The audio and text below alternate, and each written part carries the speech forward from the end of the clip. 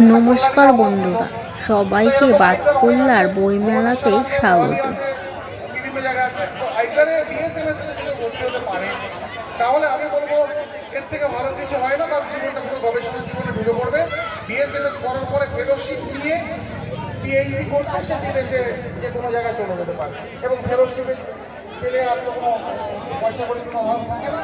বা দেখা গেল ডক্টর যদি এখান থেকেও করে আমি করেছি বিএসএমএস ওদের ছিল না, ওরা ওদের হাই ব্যাপার ছিল, অর্থাৎ মাস্টার ডিগ্রি করার পরে এন্ট্রি হতো ওদের আইএসসি কালটিভেশন সবকে বলা হয় কালটিভেশন অফ সায়েন্স।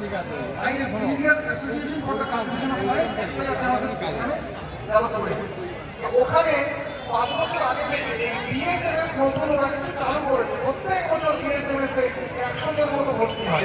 উচ্চ মাধ্যমিক পাশ করার পর যদি কেউ এন্ট্রান্স দেয় এখানে, যদি চান্স পেয়ে যায় তাহলে যদি তার কেরিয়ার তৈরি হয়ে গেছে। একবারে বিএসএমএস পিএইচডি পোস্ট ডক্টরেট করে সে কোনো ভালো একটা জায়গায় সে লেকচারশিপ করে।